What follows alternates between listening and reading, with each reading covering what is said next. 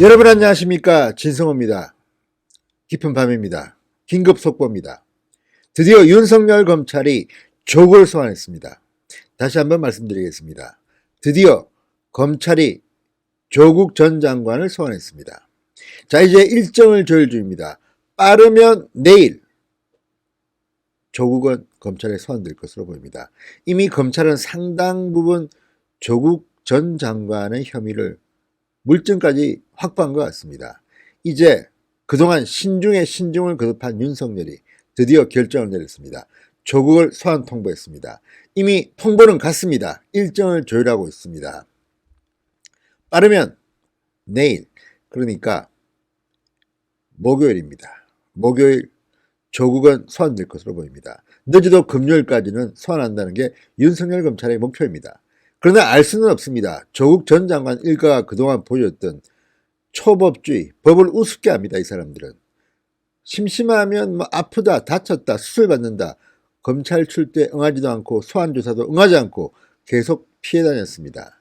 그렇지만 조국은 좀 다릅니다. 지금까지 조국 전 장관이 아팠다, 수술 받는다는 경우를 들어봤습니까? 명분이 없습니다. 그러나 지금 조국 전 장관 측은 일정 조정을 요청한 것으로 보입니다. 진성호의 융단 폭격 시작합니다. 조국 전 장관을 융단 폭격합니다. 방송에 앞서 아직 진성호 방송에 구독자가 아니신 분들은 붉은색 구독 버튼 눌러주시기 바랍니다. 방금 들어온 속보입니다.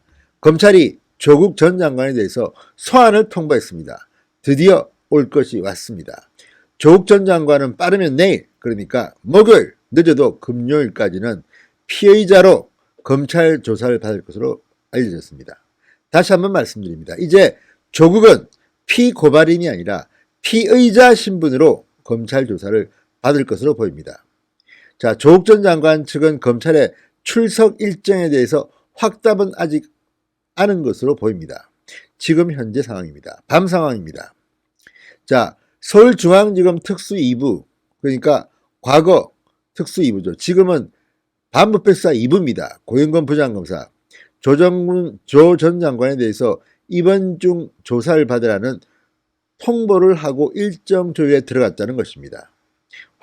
확인된 보도로 보입니다. 검찰은 최대한 빠른 시일 내에 출석해달라고 통보했고, 조국 전 장관과 변호인단은 검찰 출석 날짜는 물론 소환 방식 등에 대해서 지금 검토하고 있다고 합니다. 자, 정문을 통해 조국이 들어올지 아니면 정경심 씨와 같이 지하 주차장을 통해서 취재진의 눈을 피해서 비공식적으로 비공개로 소환될지는 아직 고민 중인 것으로 보입니다. 지금 문재인 청와대와 법무부는 갑자기 검찰개혁한다면서 이렇게 피의자들을 소환할 때 비공개로 소환할 수 있게 했습니다. 그렇지만 조국은 좀 다릅니다. 소환될 때 다시 비공개로 눈을 피해서 갔다면 국민들의 비판을 엄청나게 받을 겁니다. 오늘 나경원 원내대표는 당당하게 비공개가 아니라 공개적으로 갔습니다. 지금 주요 인사들, 예컨대 장관을 지낸 사람들이 포트란도 쓰지 않고 들어간다? 이거는 특혜입니다. 특권입니다. 문재인 정권이 반칙과 특권이 없는 세상을 만들겠다고 했는데 조국 장관 일가만 이렇게 특혜를 계속 줄 건지 이건 두고 보겠습니다. 그래도 윤석열 검찰은 비공개 소환을 하겠다고 하면 하는 겁니다. 조국이 원하면 그렇게 하는 거지만 조국이 그렇게 할지는 모르겠습니다. 그렇게 함으로써 잃는 것과 얻는 것을 비교해보면 잃는 것이 많을지도 모릅니다. 자, 검찰 관계자는 최근 수사 공보 상황이 많이 변화한 점을 고려해 진행하고 있다고 했습니다. 그만큼 갑자기 조국이 장관이 되더니 지금 검찰 개혁한다면서 이렇게 피해자 신분을, 명예를, 인권을 중요시하는 쪽으로 바뀐 겁니다. 그렇지만 보겠습니다. 자, 조국 전 장관의 소환 일정은 사전에 공개하지 않고 있습니다. 어떤 통로로 출석할지도 아직 모릅니다. 조국에 대해서 엄청나게 특혜를 주고 있는 것은 분명합니다. 자, 조국 장관은 11일 기소된 정경심 동양대 교수의 공소장에 공범으로 기재되지는 않았지만 11번이나 이름이 등장했습니다. 그리고 이렇게 공범으로 적시하지 않은 것은 전략적 선택으로 보입니다. 미리 다 까발기면 조국 전 장관 측 변호인이 준비를 하기 때문입니다. 이것 말고도 정경심 씨는 충분히 기소할 만한 혐의들이 많습니다. 차고 넘칩니다. 무려 15가지입니다.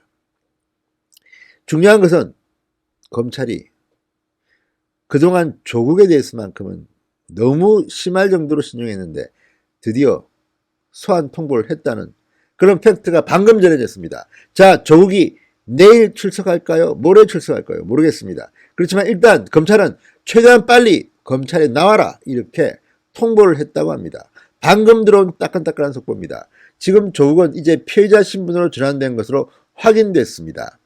자, 그렇다면 이제 조국 전 수석은 한 번으로 끝날 것 같지는 않습니다. 대개 장관이나 이런 급은 한 번으로 끝내는데 조국의 경우는 너무나도 혐의가 많아서 하루만은 되지 않을 것 같고 여러 차례 소환 조사가 불가피할 것으로 보입니다. 그리고 구속 기소까지도 검찰은 고려 중인 것으로 알고 있습니다. 자, 뇌물 혐의죄를 적용할 수 있을지도 관건입니다. 자, 어떻게 될지 한번 지켜보겠습니다. 들어온 대로 속보 전해드리겠습니다. 진성호의 융단 폭격이었습니다. 여러분 감사합니다.